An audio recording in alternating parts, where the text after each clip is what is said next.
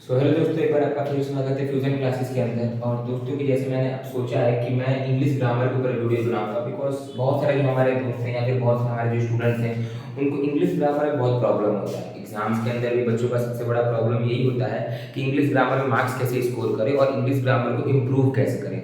Because देखिए, grammar ये है ना कि ग्रामर आपको हर चीज़ में काम आएगा। ग्रामर आपको एग्जामिनेशन में अच्छे मार्क्स दिला सकता है, ग्रामर आपकी इंग्लिश को इम्प्रूव कर सकता है, और grammar is also important in the speaking English. तो that's why grammar is very important. तो इसलिए मैंने डिसाइड किया है कि भाई ग्रामर की कुछ वीडियो बनाएंगे, ग्रामर की एक सीरीज चलाएंगे, और ग्रामर उसके अंदर सारा और मीन जितना भी ग्रामर है, जितना भी हमारे एक्टिव वॉइस, पैसिव वॉइस, जो जो आता है सबको डिस्कस करेंगे इंग्लिश ग्रामर के अंदर। ठीक है, तो आज जो है हमारा पहला क्लास है इंग्लिश ग्रामर का। और जो पहले क्लास में मैंने जो लेक्चर चुना है वो चुना है कि इंग्लिश में कैसे हम दिस, दैट, दीज, दोज का यूज करें। आप सभी को पता है कि मैं अगर आपको बताऊं तो ये टर्म्स जो होते हैं ये रोज हमारी जिंदगी में यूज होते हैं, रोज हम यूज करते हैं। This is my bag, that is my bag. But कभी कभी क्या होता है ना कि हम यूज तो कर रहे हैं सुन के दूसरों का, लेकिन एग्जैक्ट मीनिंग हमको नहीं पता होता है कि आखिर इनका मतलब क्या होता है, इनको कैसे हम properly in the right way we can use. तो जैसे कि सबसे पहला मेरे पास है दिस।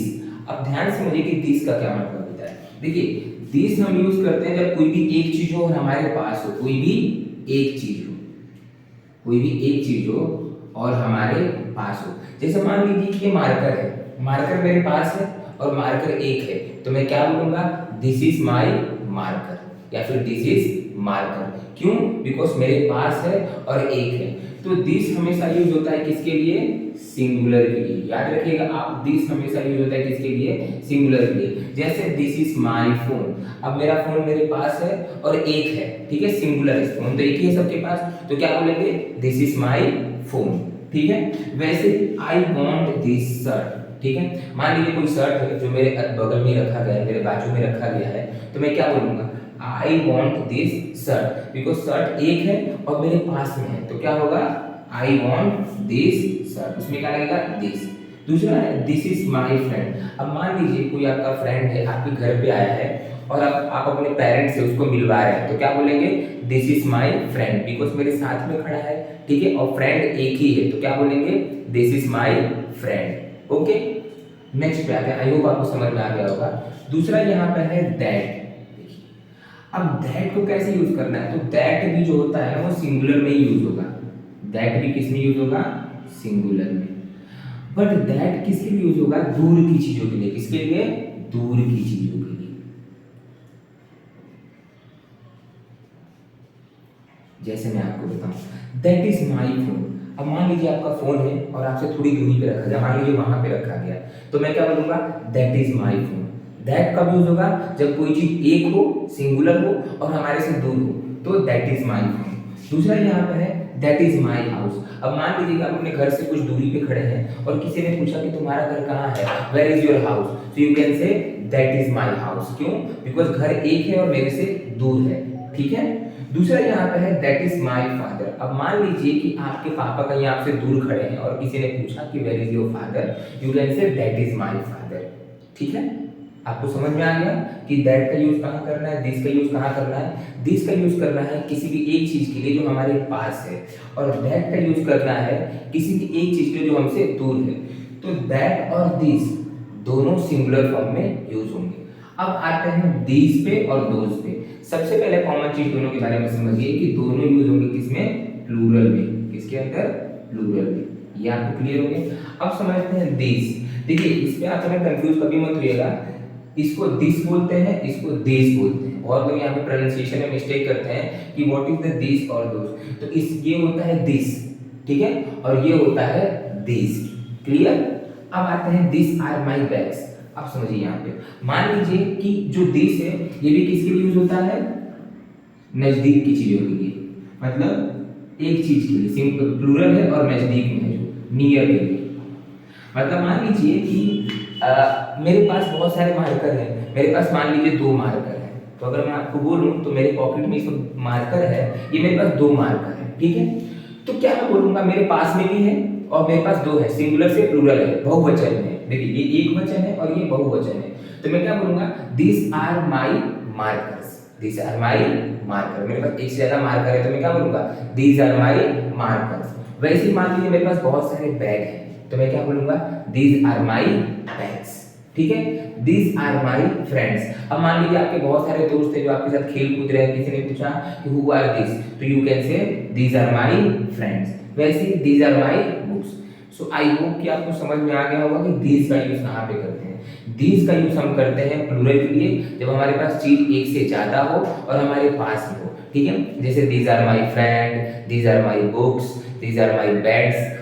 ठीक है, उन चीजों के लिए हम यूज करेंगे दीज, जो हमारे नजदीक में हो। जैसे मान लीजिए मेरे पास 2 मार्कर है इस वक्त, ठीक है, और मैं क्या बोलूंगा इनको, these are my markers, because मेरे पास एक से ज्यादा मार्कर है और मेरे पास में भी है, तो क्या यूज होगा, दीज आर माई मार्कर। वैसे अगर मेरे पास बहुत सारी किताबें हैं, 5-6 किताबें हैं, कोई पूछेगा व्हाट इज दिस, तो you can say these are my books, because मैंने हाथ में लिया है, मेरे नियर में है और मेरे एक से ज्यादा है, यानी कि बहुवचन में है। ठीक है, दूसरा अर्थ है दोज। अब सेम समझ लीजिए, दोज का मतलब होगा जब कोई चीज बहुत ज्यादा हो लेकिन आपसे दूर हो।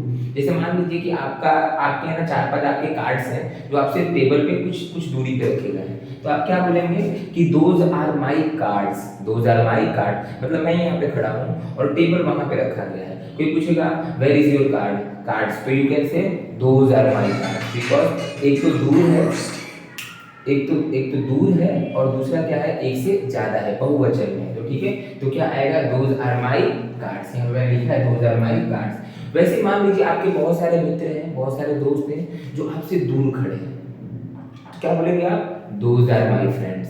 ठीक है, किसमें खड़े हैं, दूर खड़े, तो क्या बोलेंगे, those are my friend.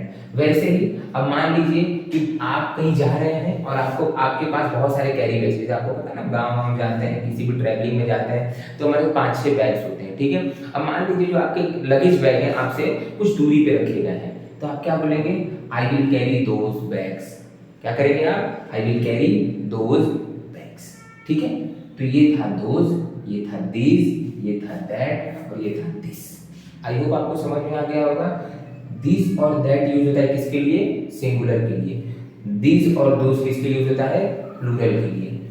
This जो होता है वो किसी भी एक चीज के लिए यूज होगा जो आपके पास में है। ठीक है, दिस इज माई मार्कर। ठीक है, वैसे ही जो दैट होता है वो दूर की चीजों के लिए यूज होता है। जैसे मान लीजिए आपसे दूर पे डस्टर रखा हुआ है, तो you can say that is my duster, that is my father, that is my school. कोई चीज एक है और आपसे दूर है। दूसरा यहाँ पे आएगा दीज। अब दीज जो है मोर देन वन थिंग के लिए, किसी भी एक चीज से ज्यादा के लिए, और जो आपसे आपके नजदीक हो। जैसे मान लीजिए कि मेरे पास मार्कर है, फिर से एग्जांपल से मार्कर था, या फिर मेरे पास मान लीजिए कि मेरे पास डस्टर है।